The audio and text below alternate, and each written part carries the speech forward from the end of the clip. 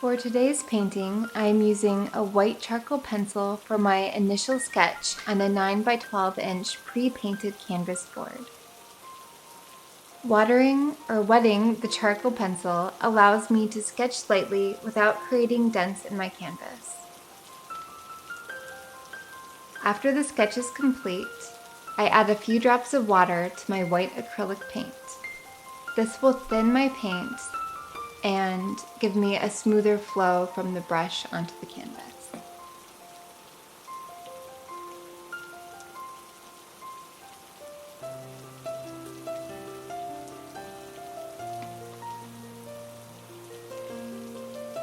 I swish my brush in water every so often to keep the paint from drying on the bristles.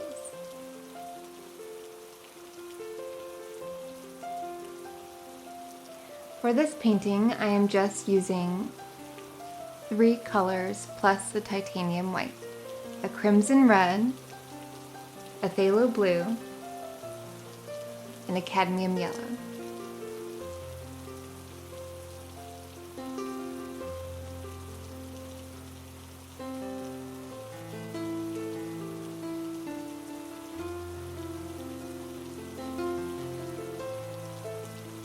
With these 3 colors, and mainly just the blue and the yellow, I'm able to mix warm and cool tints and hues of green.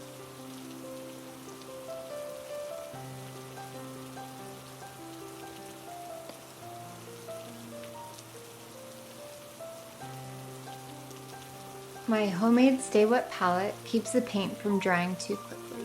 I made it from an old baking tray, 2 wet paper towels, and the nonstick baking paper.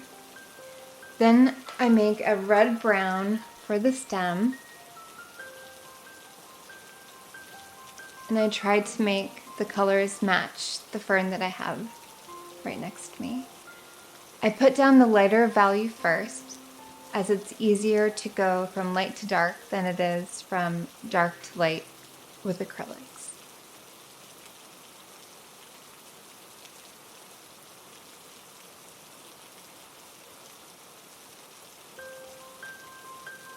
I then add the middle values.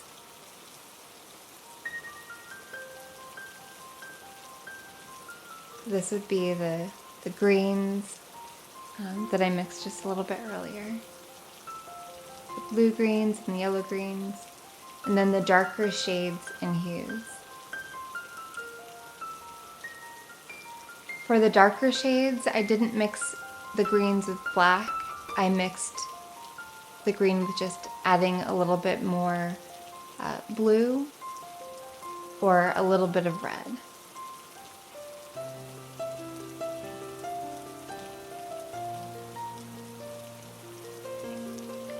Then the last thing I do is to paint the lightest tints or the highlights. A tint is just where you mix the color and white together.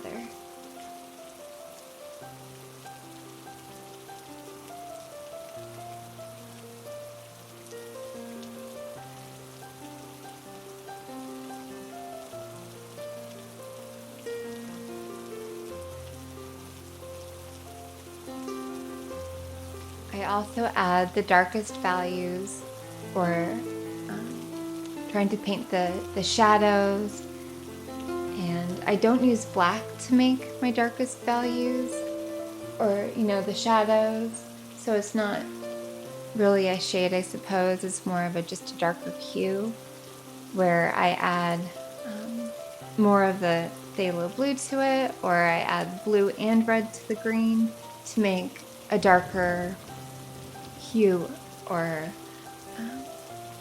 a darker color of green.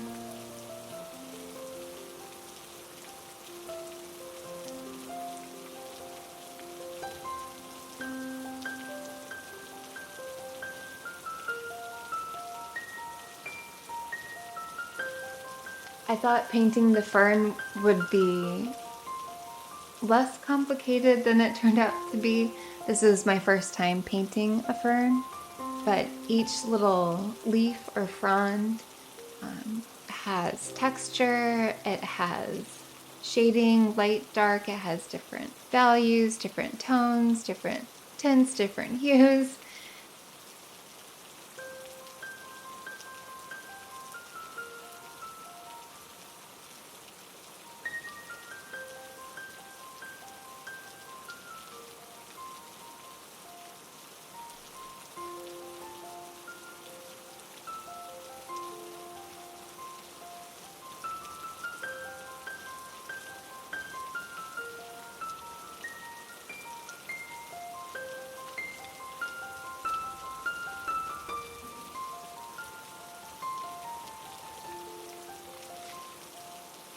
I tried to give each fern or frond a similar amount of details.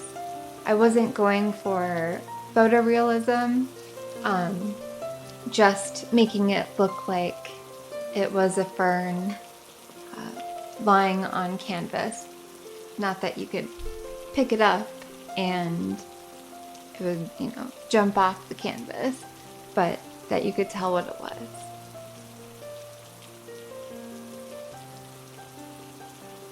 I turn my paintings often as I paint best from left to right. I am right-handed, so that makes sense. And I also find that turning them helps me see if something is balanced, especially if I turn it upside down or look at it in a mirror.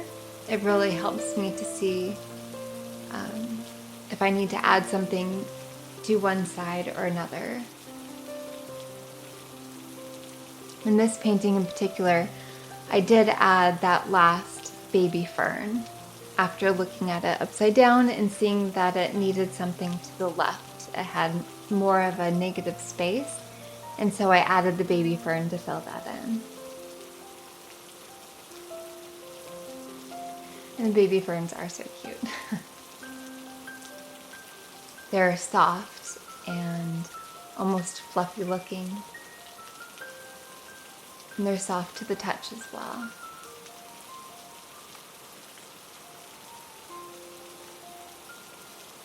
For the fine, tiny lines on the baby fern, I thinned my paint with a little bit of water, so just adding a few drops of water to a little bit of paint on my palette.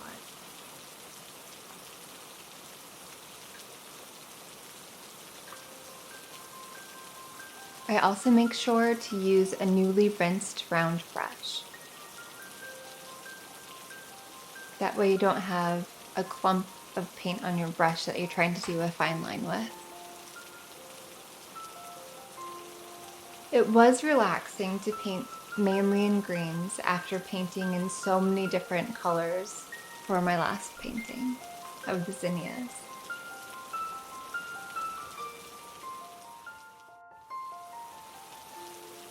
Thank you for spending your time with me. I hope to see you again soon.